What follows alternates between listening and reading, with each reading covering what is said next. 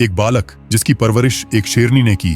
जी हाँ, इतिहास की एक रोचक घटना उत्तर प्रदेश के बदायूं नामक स्थान से जुड़ी है। वहाँ सेताराम सिंह नामक राजा हुआ करते थे। सेताराम जी के 100 पुत्र थे, जिनमें उनके 91वें बेटे का नाम राव सिंहा जी था। राव सिंहा जी के जन्म के समय राजा ने एक दासी को प्राचीन तौर तरीकों के हिसाब से सही समय याद रखने का आदेश दिया, लेकिन दासी समय याद रखना भूल गई। राजा के क्रोध से डरकर उसने राव सिंहा जी के जन्म के कुछ समय बाद का समय चिन्हित कर दिया। जब ज्योतिष बुलवाकर नवजात शिशु का भविष्य पूछा गया तो गलत समय देखकर ज्योतिषी ने कहा कि इस बालक का मुंह देखते ही पिता की मृत्यु हो जाएगी। यह सुनकर राजा सेताराम सिंह ने तुरंत जल्लाद को बुलाया और आदेश दिया कि इस बालक को जंगल में ले जाकर मार डाला जाए। जल्लाद बालक को जंगल में ले गया, लेकिन मात्र 1 दिन के बालक को मारने में उसके भी हाथ कांप उठे। उसने सोचा कि राजा का आदेश मानना जरूरी है, पर इतने छोटे बच्चे को मारना पाप होगा। इसलिए जल्लाद ने बालक को एक शेरनी की गुफा में फेंक दिया, यह सोचकर कि वह उसका निवाला बन जाएगा। संयोग से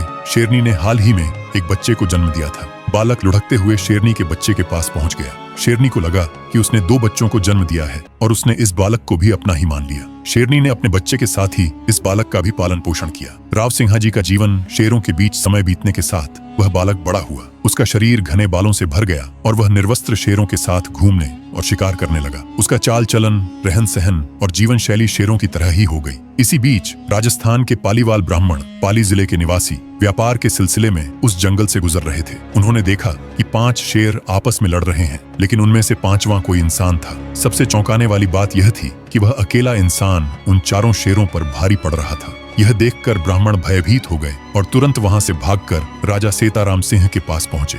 राजा को यह सुनकर विश्वास नहीं हुआ। तभी सभा में मौजूद वह जल्लाद खड़ा हुआ और बोला, यदि आप वचन दें कि मुझे मृत्यु दंड नहीं दिया जाएगा तो मैं एक महत्वपूर्ण रहस्य उजागर कर सकता हूँ। राजा ने उसे वचन दिया। तब जल्लाद ने पूरी घटना बताई कि वह बालक कोई और नहीं बल्कि स्वयं राजा का पुत्र राव सिंहा जी है। राव सिंहा जी की वापसी अपने पुत्र की ऐसी दशा देखकर राजा को पछतावा हुआ। उन्होंने तुरंत अपनी सैन्य टुकड़ी को भेजकर उसे पकड़कर लाने का आदेश दिया, क्योंकि ब्राह्मणों के अनुसार उसे लाना बिना सेना के संभव नहीं था। अंततः सेना सफल रही और राव सिंहा जी को राजा के समक्ष लाया गया। उन्हें यह समझाने की कोशिश की गई कि वे इंसान हैं और उन्हें इंसानों के तौर तरीके सिखाए जाएं। इस दौरान पालीवाल ब्राह्मणों को लुटेरों का भारी आतंक झेलना पड़ रहा था। उन्होंने राजा सेताराम सिंह से अनुरोध किया कि उनका कोई पुत्र उनके राजा के रूप में उनकी रक्षा करे। बदले में वे उसे लगान देंगे। राजा सेताराम सिंह ने कहा, मेरे 100 पुत्रों में से जो आपको सबसे श्रेष्ठ लगे उसे अपना राजा चुन सकते हैं। पालीवाल ब्राह्मण राव सिंहा जी से बहुत प्रभावित हुए और उन्हें अपना राजा चुना। इस तरह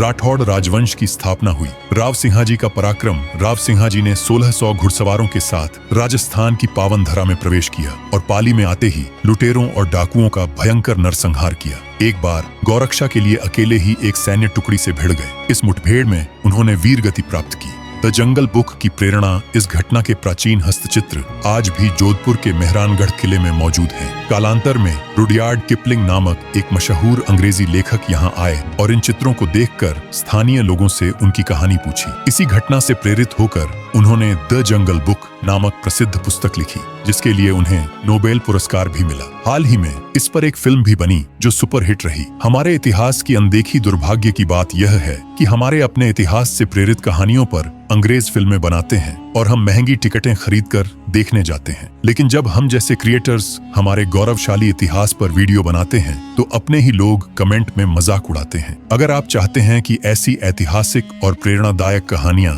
आप तक लगातार पहुंचती रहें तो हमारे चैनल को सब्सक्राइब करें और हमारा सपोर्ट करें।